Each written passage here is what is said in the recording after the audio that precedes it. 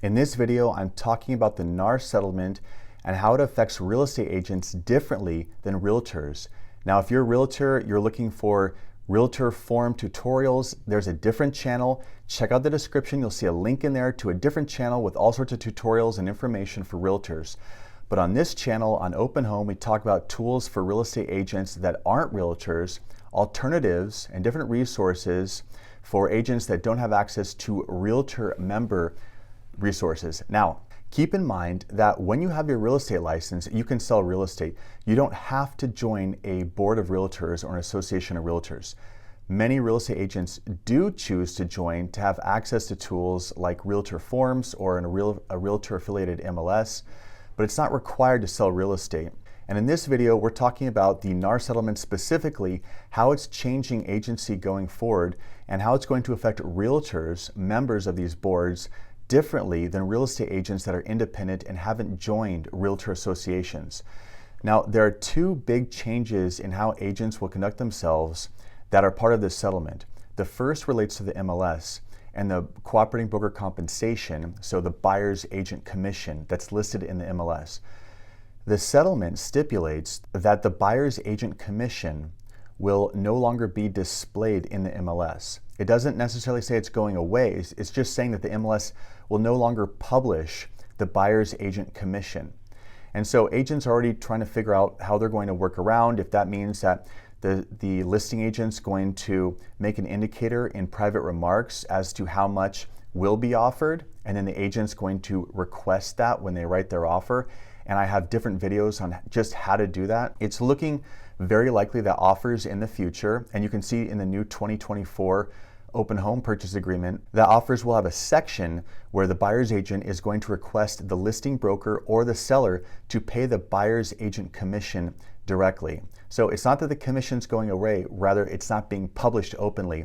Interestingly enough, commissions used to be private. You used to have to log into an MLS to see the buyer's agent commission. Now it's published on all these consumer-facing websites, like I think it's on Redfin, I think it's on Realtor.com. Not entirely sure all the different consumer-facing websites it's on, but I do know it's public information now. Ultimately, that's going to become irrelevant because that information is not going to be published. It'll have to be communicated between agents. Now, something else, the other big change in how agents are going to conduct themselves, and this applies, of course, exclusively to realtor members. Remember, this is a NAR settlement. This is the National Association of Realtors making a settlement as to how they're going to require their members to conduct themselves in the future. If you're not a member, you're not required. This isn't law. I just want to bring this up because there's been some confusion around this and I've been asked questions about this. Buyer's agents that are a member of a realtor affiliated MLS, if you're a member of a realtor affiliated MLS, that MLS will require you to have a buyer representation agreement with any buyer you're working with. The reason is that buyer representation agreement, that's already going to have a financial obligation between you and the buyer you're working with.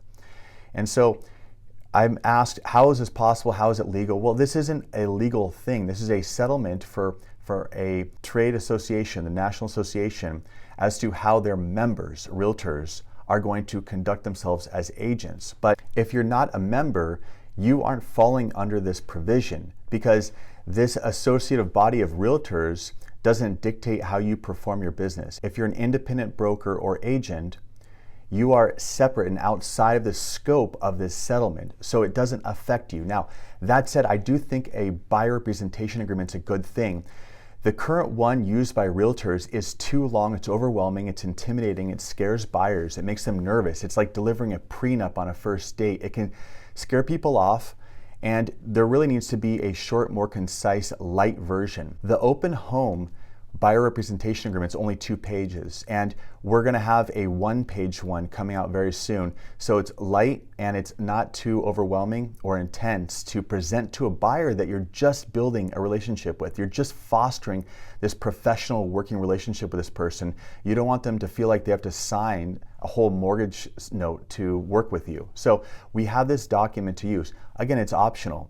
If you're outside the scope of the settlement, if you're not a realtor, then this obligation doesn't fall upon you, unless, of course, you're a member of an MLS that conforms to realtor guidelines. So keep in mind that there are workarounds for all of this. If you have questions, leave a comment. Thank you for watching.